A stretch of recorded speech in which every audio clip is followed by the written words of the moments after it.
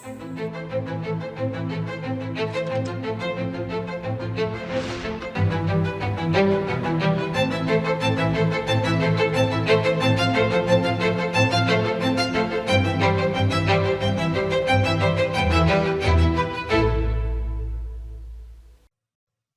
মৰমৰ দেশবাসী, নমস্কাৰ। আমাৰ জীৱনত কিছুমান দিন এনেকুৱা থাকে যিবোৰ মনত ৰাখিবলৈ কেলেণ্ডাৰ চোৱাৰ প্ৰয়োজন নহয়। আজি 26 জুলাই, আজি তেনেকুৱাই এটা দিন। কাৰ্গিল বিজয় দিৱস। এই দিনটোৱে আমাৰ মন গৌৰৱেৰে পৰিপূৰ্ণ কৰে। এই দিনটোৱে আমাক আমাৰ বীৰ জোৱানসকলৰ অদ্ভুত সাহসৰ কথা মনত পেলাই দিয়ে। কাৰ্গিলৰ সূৰ্য শৃংগ, বেয়া বতৰ, শত্ৰুৰ প্ৰত্যাহ্বান, এনে প্ৰতিটো পৰিস্থিতি আমাৰ সৈন্যসকলৰ সন্মুখত আছিল। কিন্তু তেওঁলোকৰ সাহস সকলো প্ৰত্যাহ্বানতকৈ ডাঙৰ আছিল। তেওঁলোকে ভাৰত মাতৃৰ ৰক্ষাৰ বাবে নিজৰ সকলো ত্যাগ কৰিছিল। আজি কাৰ্গিল বিজয় দিৱসত মই সকলো বীৰ শ্বহীদ আৰু বীৰ জোৱানলৈ শ্ৰদ্ধাপূৰ্বক প্ৰণাম জনাইছো। বন্ধুসকল, আজিৰ ভাৰতে কেৱল নিজৰ বীৰসকলক মনতেই নাৰাখে, বৰঞ্চ নতুন প্ৰজন্মৰ ওচৰলৈ তেওঁলোকৰ কাহিনীও লৈ যায়। এই ভাৱনাৰেই এই বছৰ এক বিশেষ শৌৰ্য বিজয় যাত্ৰা উলিওৱা হৈছে।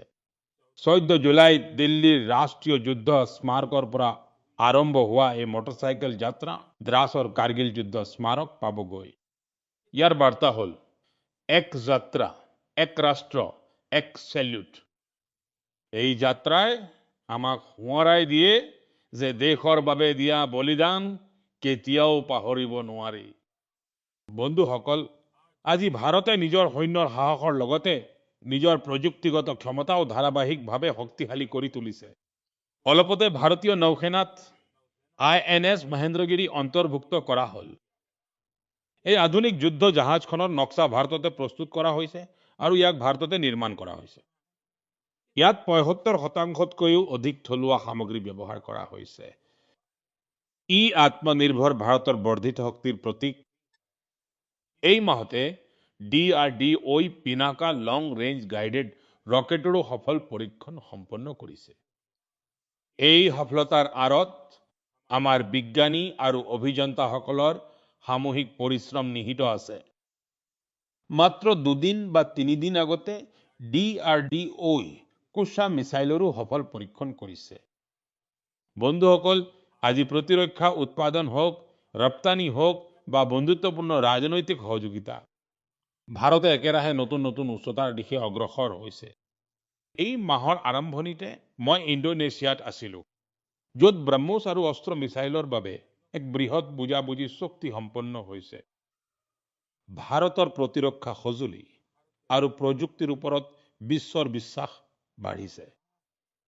আহক, এই কাৰ্গিল বিজয় দিৱসত আমি আমাৰ অমৰ শ্বহীদসকলক প্ৰণাম জনাওঁ আৰু এখন সুৰক্ষিত, সক্ষম আৰু স্বাৱলম্বী ভাৰত গঢ়াৰ আমাৰ সংকল্প আৰু অধিক দৃঢ় কৰোঁ। মোৰ মৰমৰ দেশবাসীসকল, মন কী বাতৰ যোৱা খণ্ডত মই আপোনালোকৰ সৈতে কেটছ দ্য ৰেইন অভিযানৰ বিষয়ে আলোচনা কৰিছিলোঁ। মই অনুৰোধ কৰিছিলোঁ যে বৰষুণৰ প্ৰতিটো টোপাল সংৰক্ষণৰ এই অভিযানক জন আন্দোলনলৈ ৰূপান্তৰ কৰক। কেটছ দ্য ৰেইনৰ বাৰ্তা অতি সহজ। য'তেই বৰষুণ পৰে, যেতিয়াই বৰষুণ পৰে, পানীখিনি তাতেই ধৰি ৰাখক। সেইবাবে 4 জুলাইৰ পৰা সমগ্ৰ দেশতে এক বিশেষ অভিযান চলোৱা হৈছে। ইয়াৰ অধীনত বৰষুণৰ পানী সংৰক্ষণ, ভূগৰ্ভস্থ পানীৰ পুনৰ্ভৰণ, পুৰণি জল উৎসসমূহৰ পুনৰুজ্জীৱিতকৰণ আৰু বৃক্ষৰোপণক নতুন গতি প্ৰদান কৰা হৈছে। মই অতি সুখী যে গাঁৱেই হওক বা চহৰেই হওক, পঞ্চায়তেই হওক বা সামাজিক সংস্থাই হওক, সকলোতে মানুহে উৎসাহেৰে অংশগ্ৰহণ কৰিছে। ক'ৰবাত পুৰণি পুখুৰীৰ পৰা পলস আঁতৰোৱা হৈছে, ক'ৰবাত কুঁৱা আৰু জলাশয়বোৰক পুনৰ জীৱন দান কৰা হৈছে। বন্ধ হৈ থকা নলীনাদবোৰ এতিয়া ভূগৰ্ভস্থ পানী পুনৰ্ভৰণৰ মাধ্যম হৈ পৰিছে। বন্ধুসকল, মধ্যপ্ৰদেশৰ সিধি জিলাত প্ৰায় 1,500 পুখুৰী নিৰ্মাণ কৰা হৈছে। নৰসিংপুৰত অমৃত সৰোবৰসমূহ সজাই তোলা হৈছে। মহাৰাষ্ট্ৰৰ নাছিকত বৃহৎ পৰিমাণৰ পানী জমা কৰাৰ ক্ষমতা বিকশিত কৰা হৈছে। অন্ধ্ৰপ্ৰদেশৰ নন্দিয়ালৰ সকলো গাঁও পঞ্চায়ত এই অভিযানৰ সৈতে জড়িত হৈছে আৰু পুৰণি পুখুৰীবোৰ পুনৰ ব্যৱহাৰযোগ্য কৰি তোলা হৈছে। আমাৰ চহৰবোৰো পিছ পৰি থকা নাই। ছত্তীশগড়ৰ কোৰবা, উৰিষ্যাৰ ভুৱনেশ্বৰ আৰু অন্ধ্ৰপ্ৰদেশৰ বিজয়নগৰমত এই অভিযানৰ উৎসাহজনক ফলাফল দেখা গৈছে। আহক আমি সকলোৱে ওচৰৰ কোনো পুখুৰী বা কুঁৱাৰ দায়িত্ব লওঁ আৰু পানীৰ প্ৰতিটো টোপাল ৰক্ষা কৰোঁ। আজি ৰাহি কৰা প্ৰতিটো টোপাল অনাগত প্ৰজন্মৰ ভৱিষ্যতৰ বাবে আটাইতকৈ ডাঙৰ সম্পদ। মোৰ প্ৰিয় দেশবাসীসকল, অলপতে গ্লাছগোত কমনৱেলথ গেমছ আৰম্ভ হ'ল। প্ৰতিগৰাকী দেশবাসীয়ে ভাৰতীয় দলটোক নিৰন্তৰ নিজৰ শুভেচ্ছা জনাই আছে। তেওঁলোকৰ কামনা যে সকলো খেলুৱৈয়ে সুন্দৰ প্ৰদৰ্শন কৰক আৰু মানুহৰ মন জয় কৰক। বন্ধুসকল, আমাৰ যুৱ প্ৰজন্মই শেহতীয়াভাৱে ক্ৰীড়া জগতত বহুতো সুন্দৰ সফলতা অৰ্জন কৰিছে। পি.ভি. সিন্ধু বেডমিণ্টনত জাপান অপেনৰ খিতাপ জয় কৰা প্ৰথমগৰাকী ভাৰতীয় হিচাপে পৰিগণিত হৈছে। তেওঁৰ এই বৃহৎ সফলতাত আজি সমগ্ৰ দেশবাসীয়ে গৌৰৱ অনুভৱ কৰিছে। ভাৰতীয় মহিলা ক্ৰিকেট দলেও লণ্ডনৰ লৰ্ড ষ্টেডিয়ামত নিজৰ প্ৰথমখন টেষ্ট খেলত জয়লাভ কৰিছে। এয়া এক ঐতিহাসিক বিজয়। আমাৰ দলটোৱে 270 ৰানৰ এক বৃহৎ ব্যৱধানত এই খেলখনত জয়ী হৈছে। কিন্তু কথাটো কেৱল ইমানেই নহয়। লৰ্ডছৰ দীঘলীয়া ইতিহাসত মহিলা দলৰ এয়া আছিল প্ৰথমখন টেষ্ট খেল। 1983 চনত এইখন খেলপথাৰতে ভাৰতে নিজৰ প্ৰথমটো ক্ৰিকেট বিশ্বকাপ জয় কৰিছিল। আমাৰ নাৰী শক্তিয়ে ইয়াত দেশৰ নাম উজ্বলাইছে। বন্ধুসকল, কিছুমান সৰু প্ৰচেষ্টাও কেতিয়াবা অতি গুৰুত্বপূৰ্ণ হৈ পৰে। মই কেৰালাৰ এৰ্নাকুলামৰ দক্ষিণ চিত্তুৰত ক্ৰীড়াৰ তেনে এক প্ৰচেষ্টাৰ বিষয়ে জানিব পাৰিছো। তাত এখন বিদ্যালয়ত এটা সংস্কৃত চক্ৰ আছে। তাৰ শিক্ষক অভিলাষ ডাঙৰীয়াই অতি অনন্য ধৰণে সংস্কৃতক জনপ্ৰিয় কৰি তুলিছে। এই প্ৰকল্পটোক অক্ষৰ কন্দুক নাম দিয়া হৈছে। ইয়াত সংস্কৃতৰ আখৰবোৰক ফুটবলত ব্যৱহাৰ হোৱা শব্দৰ সৈতে সংযোগ কৰি সহজভাৱে বুজোৱা হয়। ইয়াৰ ফলত শিকাটো আনন্দদায়ক হয় আৰু লগতে খেলৰ প্ৰতি মানুহৰ আগ্ৰহো বৃদ্ধি পায়। মোৰ মৰমৰ দেশবাসী, যোৱা দেওবাৰে বিক্ৰম-1ৰ সফল উৎক্ষেপণে প্ৰতিজন দেশবাসীক গৌৰৱেৰে ভৰাই তুলিছে। আমি সকলো ভাৰতীয় মহাকাশৰ এই ঐতিহাসিক ক্ষণৰ সাক্ষী। এইটো ব্যক্তিগত খণ্ডৰ দ্বাৰা বিকশিত ভাৰতৰ প্ৰথমটো ৰকেট। আমাৰ যুৱ উদ্ভাৱকসকলে সেইটো কৰি দেখুৱালে, যাৰ কল্পনা কৰাটো কঠিন আছিল। তেওঁলোকে আচৰিত দক্ষতা, উৎসাহ আৰু ধৈৰ্য প্ৰদৰ্শন কৰিলে। বহু সময় ধৰি আমাৰ মহাকাশ খণ্ডটো ব্যক্তিগত খণ্ডৰ বাবে বন্ধ হৈ আছিল। এই খণ্ডত আগ্ৰহী বহু যুৱক যুৱতীয়ে নিজৰ প্ৰতিভা প্ৰদৰ্শনৰ সুযোগ পোৱা নাছিল। যুৱ প্ৰজন্মৰ স্বাৰ্থৰ প্ৰতি লক্ষ্য ৰাখি আমি মহাকাশ খণ্ডটো ব্যক্তিগত খণ্ডৰ বাবে মুকলি কৰি দিলো, যাৰ ফলাফল আজি সমগ্ৰ বিশ্বই দেখিছে। বন্ধুসকল, আমাৰ যুৱ বন্ধুসকলে বিজ্ঞানৰ ক্ষেত্ৰতো ভাৰতৰ গৌৰৱ বৃদ্ধি কৰিছে।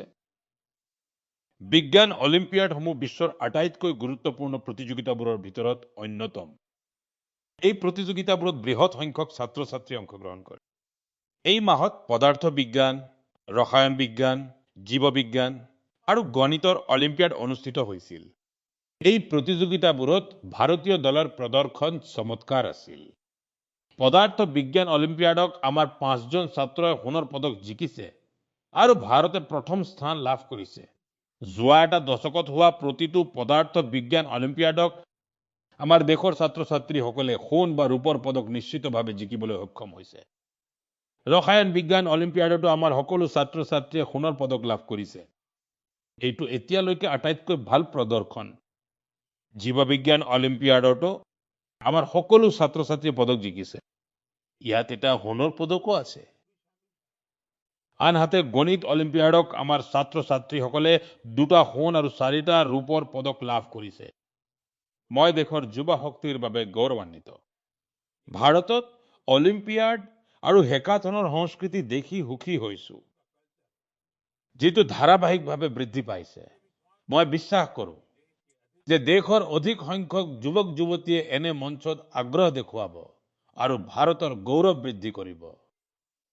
মোৰ মৰমৰ দেশবাসী, যেতিয়া দক্ষতা আৰু কিবা এটা কৰাৰ উদ্যম থাকে তেতিয়া প্ৰতিটো পথ সহজ হয়।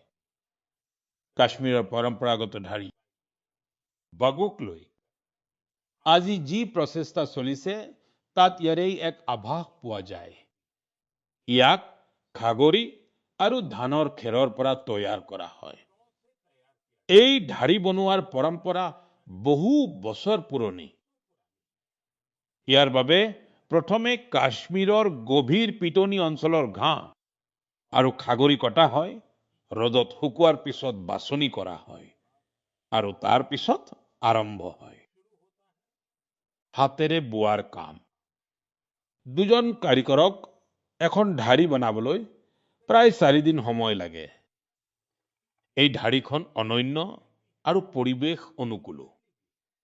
ইয়াৰ এটা ডাঙৰ বৈশিষ্ট্য হ'ল যে আপুনি গৰমৰ দিনত ইয়াৰ পৰা শীতলতা পাব আৰু শীতকালত উমাল অনুভৱ কৰিব। আগতে ইয়াক কাশ্মীৰৰ প্ৰতিখন ঘৰতে দেখা গৈছিল, কিন্তু যোৱা কেইবছৰমানত ইয়াৰ ব্যৱহাৰ কমিবলৈ ধৰিছিল। তেনেতে শ্ৰীনগৰৰ গোলাম হুছেইন আৰু তেওঁৰ কন্যা তাঞ্জিলাই সংকল্প ললে দুয়ো মিলি বগু শিল্পক এক নতুন জীৱন দিবলৈ আগবাঢ়ি আহিল। গোলাম হুছেইন এজন অতি সাধাৰণ মানুহ। তেওঁ এই কামত বহুতো প্ৰত্যাহ্বানৰো সন্মুখীন হ'বলগীয়া হৈছিল, কিন্তু বগু সংৰক্ষণৰ তেওঁৰ সংকল্প অটল আছিল। লাহে লাহে তেওঁৰ এই প্ৰচেষ্টাত বহুতো লোক জড়িত হৈ পৰিল। গোলাম হুছেইনে এই কৌশল বহুখিনি আগুৱাই লৈ গ'ল। তেওঁলোকৰ এই অভিযানত স্থানীয় পৰ্যায়ত চৰকাৰী সহযোগিতাও লাভ কৰিছে। আজি দ্ৰুতগতিত জনপ্ৰিয় হোৱা ৱাগু দেশৰ অন্যান্য প্ৰান্তলৈও বিয়পি পৰিছে। এই প্ৰচেষ্টাৰ সৈতে জড়িত সকলোকে লৈ মই অতি গৌৰৱান্বিত। আজি আমাৰ সকলোৰে থলুৱা সামগ্ৰীৰ ওপৰত গুৰুত্ব আছে। আমি থলুৱাৰ বাবে সৰব হোৱাৰ মন্ত্ৰ লৈ আগবাঢ়িছো। তেনেস্থলত কাশ্মীৰৰ ৱাগু আপোনাৰ ঘৰৰ অংশ হওক, সেই বিষয়ে এবাৰ নিশ্চয় ভাবিব। বন্ধুসকল, আমাৰ দেশত চাহ কেৱল এক পানীয় নহয়, ই এক আপোনত্বও হয়।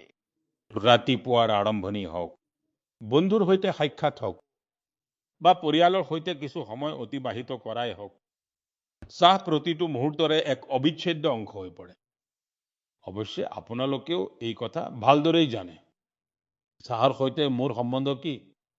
কিন্তু আজি মই যি চাহৰ বিষয়ে আলোচনা কৰিছো, ই কেৱল সোৱাদেই দিয়া নাই, বৰঞ্চ বহু ভগ্নীৰ জীৱনত আত্মনিৰ্ভৰশীলতাৰ এক নতুন সুগন্ধি যোগ কৰিছে। স্থানটো আছিল উত্তৰ প্ৰদেশ ৰাজ্যৰ বিজনোৰ জিলাৰ লক্ষীৱালা নামৰ গাঁওখন। আত্মসহায়ক গোটৰ মহিলাসকলে বিদুৰ প্ৰেৰণা স্বদেশী হাৰ্বেল টি প্ৰস্তুত কৰিছে। ইয়াত লেমন গ্ৰাছ আছে, ইয়াত গিলয়, জ্যেষ্ঠ মধু, তুলসী, কেঁচা হালধি, দালচেনি, ইলাচি আৰু চফৰ দৰে প্ৰাকৃতিক সামগ্ৰী আছে। নিজৰ অনন্য সোৱাদ আৰু গুণৰ বাবে এই চাহে অতি কম সময়ৰ ভিতৰতে মানুহৰ মাজত বিশেষ পৰিচয় লাভ কৰিছে। প্ৰয়াগৰাজৰ মহাকুম্ভ আৰু দিল্লীৰ আন্তঃৰাষ্ট্ৰীয় খাদ্য মহোৎসৱত এই বনৌষধি চাহে বহুত প্ৰশংসা পাইছে। বিদেশৰ পৰা অহা লোকেও ইয়াৰ প্ৰতি আগ্ৰহ দেখুৱাইছে। বন্ধুসকল, আটাইতকৈ অনুপ্ৰেৰণাদায়ক কথাটো হ'ল ইয়াৰ আৰম্ভণি। এই গোটেই প্ৰচেষ্টাটো মাত্ৰ 1 লাখ টকাৰে আৰম্ভ হৈছিল। আজি এই ব্ৰেণ্ডটো দেশৰ ডাঙৰ ডাঙৰ প্ৰতিষ্ঠানলৈ বিয়পি পৰিছে।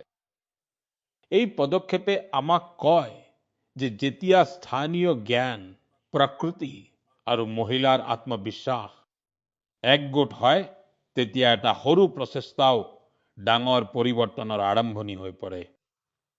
মোৰ মৰমৰ দেশবাসী, আজি সমগ্ৰ দেশতে এক পেड़ মাঁ কে নাম অভিযানৰ জৰিয়তে মানুহে প্ৰকৃতিৰ প্ৰতি নিজৰ দায়িত্ব পালন কৰিছে। যেতিয়া সমাজ এই ভাৱনাৰে জড়িত হয়, তেতিয়া অতি সুন্দৰ আৰু অনুপ্ৰেৰণামূলক উদাহৰণবোৰ সন্মুখলৈ আহে। বন্ধুসকল, আহমেদাবাদত জনভাগিদাৰীৰ এক অদ্ভুত শক্তি দেখা গৈছে। ভাৰতীয় অঞ্চলত এঘণ্টাৰ ভিতৰতে 3.5 লাখতকৈও অধিক পুলি ৰোপণ কৰা হ'ল। ইয়াত 25,000তকৈও অধিক লোক গোট খাইছিল। স্কুলীয়া ল'ৰা ছোৱালী, এনচিচি কেডেট, স্বেচ্ছাসেৱক আৰু সাধাৰণ নাগৰিক সকলোৱে এই অভিযানত অংশ লৈছিল। আহি থকা বছৰবোৰত এই পুলিবোৰে এখন ঘন চহৰীয়া অৰণ্যৰ ৰূপ ল'ব। এই প্ৰচেষ্টাক গিনিজ বুক অফ ৱৰ্ল্ড ৰেকৰ্ডত অন্তৰ্ভুক্ত কৰা হৈছে। বন্ধুসকল, এই পেड़ मां के नाम অভিযানৰ অধীনত উত্তৰ প্ৰদেশতো জনশক্তিৰ এক অদ্ভুত সংকল্প দেখিবলৈ পোৱা গৈছে। তাত 12 জুলাইত একেদিনাই 35 কোটিতকৈও অধিক পুলি ৰোপণ কৰা হৈছে। উত্তৰ প্ৰদেশৰ এজন সাংসদ হোৱা হেতুকে এয়া মোৰ বাবে বিশেষ গৌৰৱৰ কথা। মোৰ মৰমৰ দেশবাসী, গছ-গছনি কেৱল মানুহৰ বাবে নহয়, সেইবোৰ অগণন জীৱ-জন্তুৰ আশ্ৰয়স্থলো। গুজৰাটৰ গীৰ অৰণ্যৰ কথাকে ধৰক। প্ৰায় 60 বছৰৰ মূৰত ভাৰতীয় ধনেশ পক্ষীয়ে পুনৰ বাহ সাজিছে। এয়া গীৰত বছৰ বছৰ ধৰি চলা সংৰক্ষণ আৰু পুনৰুদ্ধাৰৰ প্ৰচেষ্টাৰ ফল।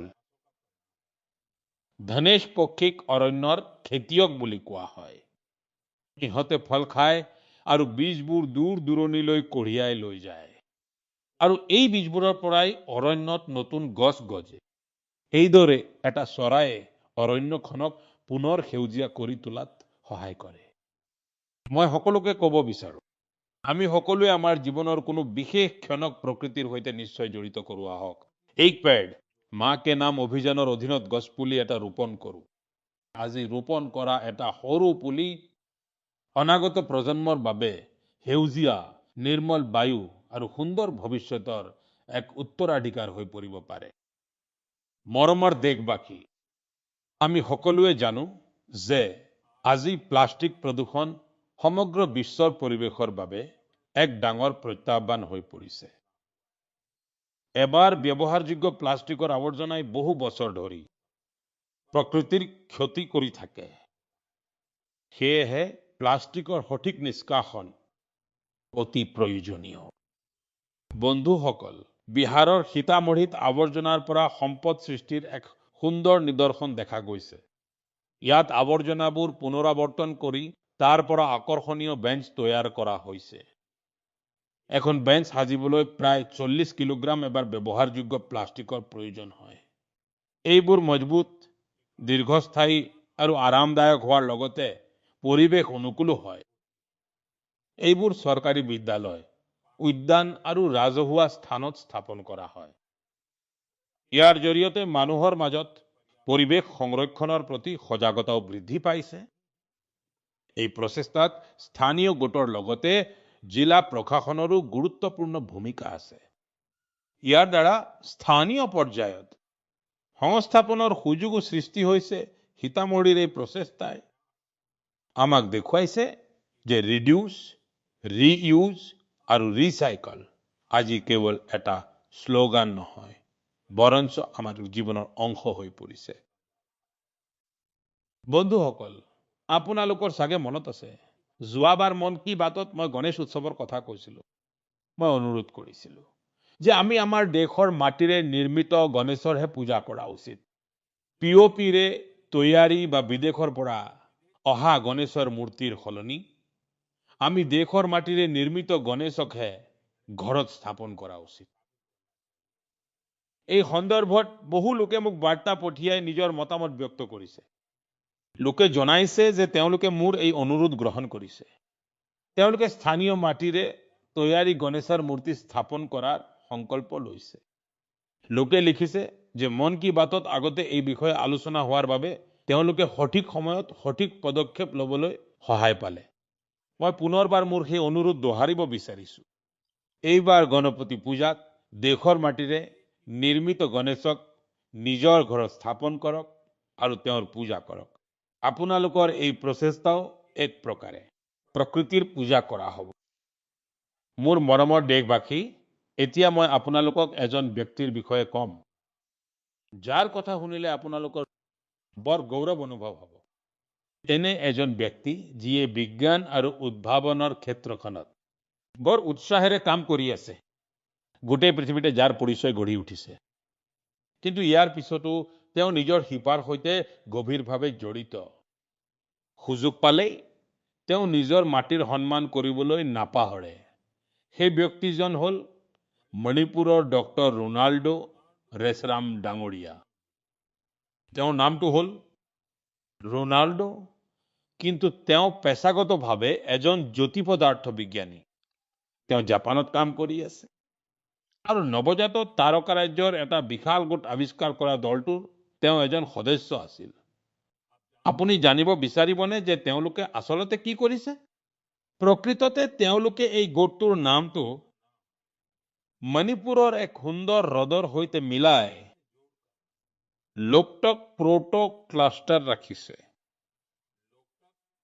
লোকটক হ্ৰদ সতেজ পানীৰ এটা অতি ডাঙৰ হ্ৰদ, য'ত উপঙি থকা ফুমৰিবোৰে এক অনন্য দৃশ্যৰ সৃষ্টি কৰে। দেখাত এনে লাগে যেন এখন বিশাল সাগৰত সৰু সৰু দ্বীপ উপঙি আছে। ঠিক তেনেদৰেই আমাৰ এই মহাবিশ্বত নতুনকৈ জন্ম লোৱা তাৰকাৰাজ্যবোৰেও এক বিশাল গাঁথনি গঠন কৰে। আজি মণিপুৰৰ সেই লোকটক হ্ৰদ কেৱল দেশৰ মানচিত্ৰতে নহয়, বৰঞ্চ বিশাল ব্ৰহ্মাণ্ডতো নিজৰ পোহৰ বিলাইছে। এই সাফল্য প্ৰতিগৰাকী ভাৰতীয়ৰ গৌৰৱ বৃদ্ধি কৰিব পৰা। ইয়াৰ পৰা আমাৰ যুৱ বন্ধুসকলে শিক্ষা লাভ কৰিব পাৰে যে নিজৰ পৰম্পৰাৰ সৈতে জড়িত হৈও তেওঁলোকে নতুন উচ্চতা স্পৰ্শ কৰিব পাৰে। এইবোৰ এনেকুৱা শিপা যিয়ে তৰাৰ পৃথিৱীখনকো উজ্বলাই তুলিব পাৰে। মোৰ প্ৰিয় দেশবাসী, মাত্ৰ কেইদিনমানৰ পিছত ৭ আগষ্টত আমাৰ দেশে ৰাষ্ট্ৰীয় হস্ততাঁত দিৱস পালন কৰিব। এই উপলক্ষে আমি আমাৰ শিপিনী ভাই ভনীসকলৰ দক্ষতা আৰু তেওঁলোকৰ সৃজনশীলতাৰ উৎসৱ পালন কৰোঁ। আমাৰ সতীৰ্থসকলে পুৰুষানুক্ৰমে চলি অহা পৰম্পৰাসমূহ আগুৱাই লৈ গৈছে। বন্ধুসকল, হস্ততাঁত নিৰ্মিত প্ৰতিটো পোছাকে কোনোবা নহয় কোনোবা অঞ্চল বা সম্প্ৰদায় আৰু ইয়াৰ সৈতে জড়িত অসংখ্য লোকৰ কাহিনী আগুৱাই আনে। এয়া সেইসকল লোক যিসকলে গৌৰৱেৰে ভাৰতৰ সাংস্কৃতিক ঐতিহ্য ৰক্ষা কৰাত ব্ৰতী হৈ আছে। আজিৰ দিনটোত মোৰ অনুৰোধ যে আমি হস্তশিল্পক উৎসাহিত কৰোঁ আৰু আমাৰ শিপিনী বন্ধুসকলক সন্মান জনাওঁ। আহক আমি থলুৱা সামগ্ৰীৰ প্ৰতি আগ্ৰহী হোৱাৰ ভাৱনাক আৰু অধিক শক্তিশালী কৰোঁ। বন্ধুসকল, আজি দেশত যি ধৰণেৰে হেণ্ডলুমক উদগনি যোগোৱা হৈছে, তাৰ দ্বাৰা বৃহৎ সংখ্যক লোকৰ জীৱন উন্নত হৈ পৰিছে। কৌশম্পল্লীৰ পৰা পাটনালৈ আৰু কোথামপল্লীৰ পৰা কচ্ছলৈ ইয়াৰ বহুতো উদাহৰণ দেখিবলৈ পোৱা যায়। আজি এনে বহু লোক আৰু গোট আছে যিসকলে আমাৰ তাঁত শিল্পৰ মহান পৰম্পৰাক নতুন শক্তি আৰু পৰিচয় দিছে। কোনোবাই যদি পোচমপল্লী ইক্কটৰ সুন্দৰ পৰম্পৰাক আগুৱাই লৈ গৈছে, আন কোনোবাই আকৌ মহিলা শিপিনীসকলক একগোট কৰি ঊলৰ সামগ্ৰী তৈয়াৰ কৰিছে। মানুহে কেৰালাৰ পৰম্পৰাগত কাছাবু কলাক সংৰক্ষণ কৰিছে। ইয়াৰ দ্বাৰা আমাৰ মাতৃ আৰু ভগ্নীসকলে কৰ্মসংস্থাপনো লাভ কৰিছে। বন্ধুসকল, আৰু এটা বিষয় যাৰ মই বিশেষভাৱে উল্লেখ কৰিব বিচাৰিম, সেয়া হৈছে খাদী। আমি সকলোৱে জানো যে খাদী মহাত্মা গান্ধীৰ বাবে অতি প্ৰিয় আছিল। যোৱা কিছু বছৰত খাদী যথেষ্ট জনপ্ৰিয় হৈ পৰিছে। যোৱা 12 বছৰত ইয়াৰ বিক্ৰী 6 গুণ বৃদ্ধি পাইছে। বিক্ৰীৰ এই পৰিমাণ এতিয়া 8,000 কোটি টকাৰ ওচৰ পাইছেগৈ। মোৰ আপোনালোক সকলোৰে ওচৰত এটা অনুৰোধ আছে, অহা উৎসৱৰ বতৰত খাদীৰ কিবা নহয় কিবা, হস্ততাঁতৰ কিবা নহয় কিবা বা হস্তশিল্পৰ কোনোবা এটা সামগ্ৰী নিশ্চয় কিনিব। মোৰ মৰমৰ দেশবাসী, যদি আপোনালোকক সোধা হয় যে ভাৰতত কিমান ধৰণৰ বাদ্যযন্ত্ৰ আছে, তেন্তে আপোনালোক চিন্তাত পৰিব। ইয়াৰ কাৰণ হ'ল আমাৰ ইয়াত বহুতো বাদ্যযন্ত্ৰ আৰু সেইবোৰৰ সৈতে জড়িত পৰম্পৰা আছে। তেনে এক বাদ্যযন্ত্ৰ হ'ল ত্ৰিপুৰাৰ চংপ্ৰেং, যিটো তাৰ জনজাতীয় সম্প্ৰদায়সমূহৰ মাজত যথেষ্ট জনপ্ৰিয়। বাঁহেৰে তৈয়াৰী এই বাদ্যযন্ত্ৰটোত 3ডাল তাঁৰ থাকে আৰু ইয়াৰ সুৰ অতি মধুৰ, যিটো সৰোদৰ সৈতে প্ৰায় একে। কিছুমান কাৰণত যুৱ প্ৰজন্মৰ মাজত ইয়াৰ জনপ্ৰিয়তা কমিবলৈ ধৰিছিল। এনে সময়তে সুৰজ কুমাৰ দেৱ বৰ্মা ডাঙৰীয়াই ইয়াক পুনৰ জনপ্ৰিয় কৰাৰ সংকল্প লৈছিল। আজি তেওঁৰ প্ৰচেষ্টা সফল হৈছে। তেওঁ চং প্ৰেঙৰ লগতে তাৰ আন আন পৰম্পৰাগত বাদ্যযন্ত্ৰতো অনুষ্ঠান পৰিৱেশন কৰি আহিছে। বড়ো লোকগীত, বাউল গীত, বাংলা লোকগীত তেওঁৰ অতি প্ৰিয়। এতিয়া মই আপোনালোকক এটা সৰু অংশ শুনাব বিচাৰিছো। এই সংগীত আপুনি কেতিয়াও পাহৰিব নোৱাৰিব।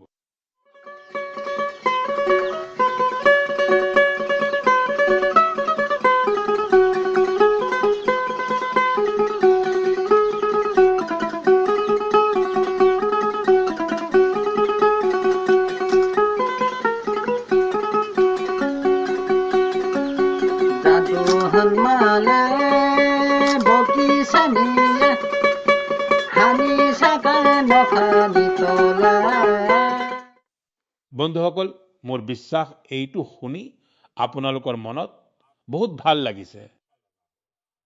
পৰম্পৰাগত সংগীতৰ বাবে দেৱ বৰ্মাৰ প্ৰশংসনীয় প্ৰচেষ্টাক লৈ মই গৌৰৱান্বিত। মোৰ অনুৰোধ, আপোনালোকেও নিজৰ অঞ্চলৰ পৰম্পৰাগত বাদ্যযন্ত্ৰৰ বিষয়ে তথ্য দিয়ক। সামাজিক মাধ্যমত নিশ্চয়কৈ ভগাই ল'ব। আপোনালোকৰ এই প্ৰচেষ্টাই আনকো পৰম্পৰাগত ভাৰতীয় সংগীতৰ সৈতে সংযুক্ত কৰিব। মোৰ মৰমৰ দেশবাসী, কাইলৈ 27 জুলাইত ভাৰত ৰত্ন ডক্টৰ APJ আব্দুল কালাম ডাঙৰীয়াৰ মৃত্যু বাৰ্ষিকী।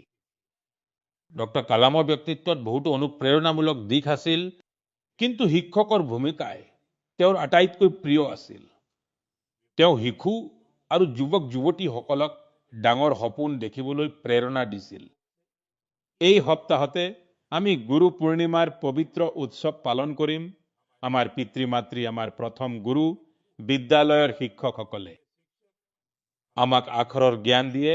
গুৰু পূৰ্ণিমা এনে সকলো গুৰুৰ প্ৰতি কৃতজ্ঞতা প্ৰকাশ কৰাৰ এক সুন্দৰ সুযোগ। মই দেশৰ সকলো শিক্ষক আৰু গুৰুসকলক শ্ৰদ্ধাৰে প্ৰণাম জনাইছো। বন্ধুসকল, মাত্ৰ কেইসপ্তাহমানৰ পিছত আমি আমাৰ স্বাধীনতাৰ মহাপৰ্বও পালন কৰিম। 15 আগষ্ট প্ৰতিগৰাকী ভাৰতীয়ৰ বাবে এক গৌৰৱৰ দিন। এইটো সেই অসংখ্য বীৰক স্মৰণ কৰাৰ দিন যিসকলে ভাৰত মাতৃৰ স্বাধীনতাৰ বাবে নিজৰ সকলো ত্যাগ কৰিছিল। তেওঁলোকৰ সেই মহান ত্যাগ আৰু তপস্যাৰ বাবেই আজি আমাৰ হাতত এই ত্ৰিৰংগা আছে। এই ত্ৰিৰংগাত আমাৰ সংবিধানৰ আদৰ্শসমূহ নিহিত হৈ আছে।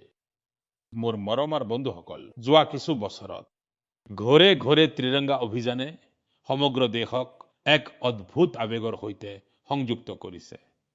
প্ৰতিটো ঘৰত, প্ৰতিটো গলিত ত্ৰিৰংগাৰ উৎসৱ দেখা যায়। এই বছৰো আমি ঘৰে ঘৰে ত্ৰিৰংগা অভিযানক সম্পূৰ্ণ উৎসাহেৰে আগবঢ়াই নিব লাগে। নিজৰ ঘৰত সম্পূৰ্ণ সন্মানেৰে ত্ৰিৰংগা উত্তোলন কৰিব লাগে। বন্ধুসকল, প্ৰতি বছৰে 15 আগষ্টৰ আগতে আপোনালোকে মোলৈ বহুতো ধাৰণা আৰু পৰামৰ্শ পঠিয়ায়। এই বছৰো আপোনালোকে নিজৰ ধাৰণাসমূহ MyGovত নিশ্চয়কৈ ভগাই ল'ব। মই আপোনালোকৰ পৰামৰ্শলৈ অপেক্ষা কৰি আছো। বন্ধুসকল, মন কি বাতত আজিলৈ ইমানেই। অহা মাহত আমি পুনৰ লগ পাম দেশবাসীৰ বহুতো নতুন সাফল্য আৰু প্ৰেৰণাদায়ক প্ৰচেষ্টাৰ সৈতে। তেতিয়ালৈকে মোক অনুমতি দিয়ক। বহুত বহুত ধন্যবাদ। নমস্কাৰ।